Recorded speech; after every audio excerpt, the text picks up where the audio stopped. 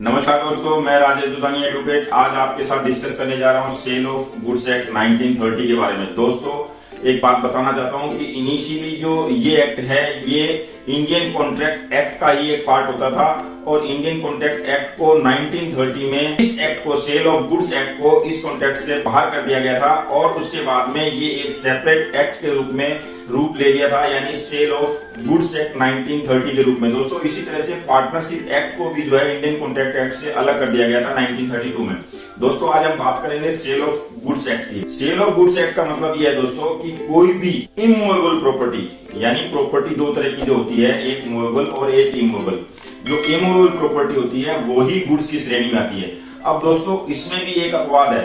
Immovable property में जैसे standing timber है वो कहने को इमूवेबल है, ग्रोइंग क्रॉप्स है या ग्रास है, ये सारी की सारी जो है कहने के लिए इमूवेबल होती है, लेकिन ये गुड्स एक्ट के तहत में मूवेबल प्रॉपर्टी मानी जाती है। यानी कि जो पेड़ है वो उसको काट के आप लकड़ी के रूप में बेच सकते हैं। उसी तरह से जो क्रॉप है उसको आप खेती के प्रोडक्ट के रूप में बाद में जब फसल पक जाती है तो बेच सकते हैं। उसी तरह से जो ग्रास है वो भी पशु के आहार के रूप में काम में आ सकता है। तो इस तरह से दोस्तों ये तीनों जो आइटम है ये तीनों ही मूवेबल प्रॉपर्टी में और गुड्स के रूप में आते हैं। इसके अलावा दोस्तों मूवेबल प्रॉपर्टी में स्टॉक, शेयर, किसी भी तरह की फिजिकल आइटम जो मूवेबल हो।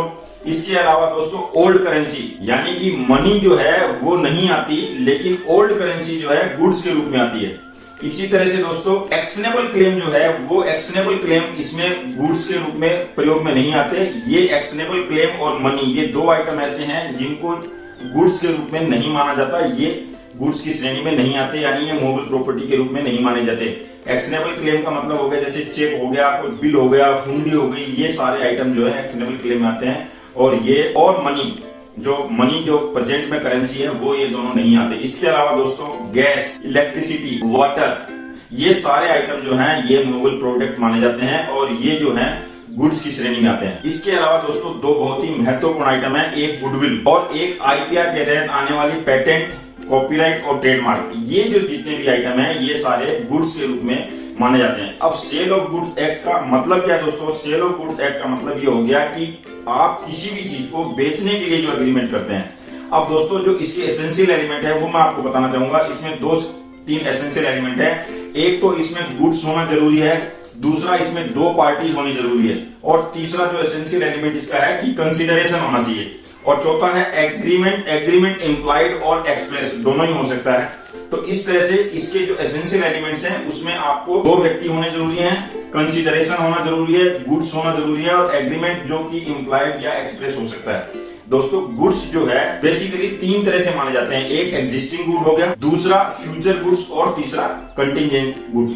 यानी कि जो एग्जिस्टिंग गुड है, एग्जिस्टिंग गुड्स का मतलब ये हो गया दोस्तों कि जब आप कोई एग्रीमेंट कर रहे हैं उस समय रेडीली अवेलेबल जो प्रोडक्ट है वो एग्जिस्टिंग गुड्स के तहत आता है। फ्यूचर गुड्स का मतलब ये हो गया कि आपको अगर एग्रीमेंट हो गया, एग्रीमेंट होने के बाद में पर्टिकुलर कोई आइटम बना के सामने वाली पार्टी को देना है तो वो फ्यूचर गुड्स के रूप में माना जाएगा। और कंटिंजेंट गुड्स और फ्यूचर गुड्स में बेसिक डिफरेंस ये है दोस्तों कि कंटिंजेंट गुड्स जो है वो प्रोडक्ट बनने और ना बनने दोनों पर निर्भर करता है। मान लीजिए कोई खेती का किसी आदमी ने कॉन्ट्रैक्ट कर लिया और उस दौरान या उसकी फसल खराब हो जाती है, तो अगर वो फसल खराब हो जाती है तो वो उस एग्रीमेंट को फुलफिल नहीं कर पाएगा और उस कंडीशन में वो कंटिंजेंट गुड के रूप में माना जाएगा। यानी कि वो फ्यूचर पे डिपेंड करता है, मे और मे नॉट बी पे।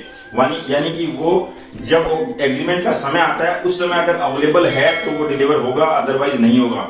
तो इस तरह से गुड्स एक्ट के तहत में गुड्स की डिलीवरी, उसकी ओनरशिप का ट्रांसफर, एग्रीमेंट, दो और दो से अधिक पार्टी और कंसिडरेशन, ये 4 से 5 जो एसेंशियल एलिमेंट्स हैं ये होने जरूरी होते हैं। तो दोस्तों उम्मीद करता हूं कि आपको सेल ऑफ गुड्स एक्ट के बारे में जो मैंने आपको बातें बताई है समझ में आई होंगी। अगर आपको समझ आई है तो मेरे इस चैनल को लाइक, शेयर और सब्सक्राइब करना ना भूलें। अगले वीडियो में फिर किसी नए टॉपिक के साथ मिलेंगे, तब तक के लिए नमस्कार।